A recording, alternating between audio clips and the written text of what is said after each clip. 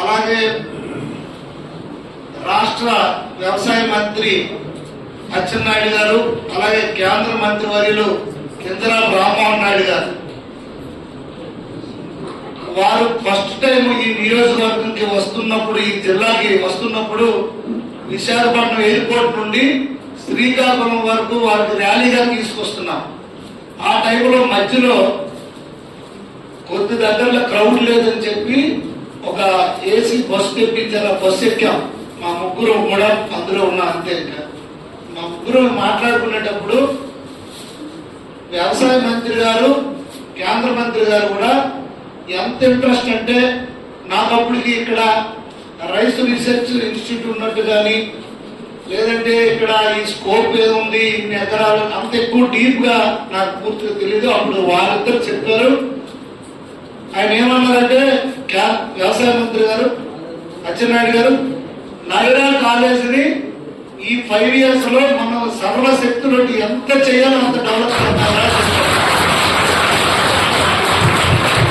అలాగే కేంద్ర మంత్రి గారు కూడా దానికి సెంట్రల్ యూనివర్సిటీ కూడా ప్రపోజల్ పెడదాం, అవసరమైతే చాలా ప్లేస్ ఉంది కనుక కొంత కేటాయించుదాం, లేదంటే ఎక్వైర్ చేద్దాం,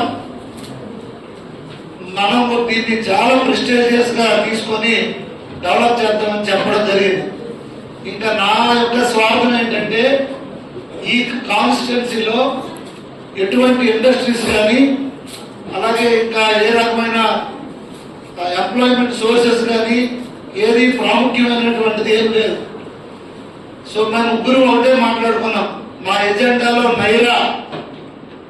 నైరా కాలేజీని డెవలప్ చేయడం, అలాగే ఏదైతే రాఘోల్ ఇన్స్టిట్యూట్ ని, రీసెర్చ్ ఇన్స్టిట్యూట్ ని డెవలప్ చేయడం, ఆర్సవల్లి, శ్రీకూర్మం దేవస్థానాలు 2 డెవలప్ చేయడం, రిమ్స్ కాలేజ్ డెవలప్ చేయడం, శ్రీకాకుళం కార్పొరేషన్ ని ఇంకా అది పూర్తిగా అర్బనైజేషన్ అవ్వలేదు, పేరుకే కార్పొరేషన్ కానీ అది నగర పంచాయతీ లాగా ఉంది, లోపలికి తెలుస్తుంది. సో వీటిపైన మేము మా మెయిన్ ఎజెండా.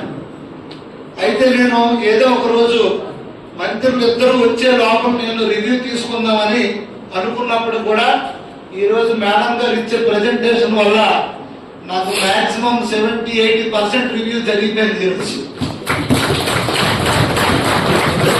చాలా సమస్యలు క్లియర్ కట్ గా మేడం గారు నాకు తెలియజేయడం జరిగింది. ఈ సందర్భంగా నేను స్టూడెంట్స్ అందరూ కూడా ఒకటే తెలియజేసుకుంటున్నాను. డాక్టర్స్ ఎలాగైతే మన మానవ మనుగడకి వారి అవసరమో, అలాగే వారి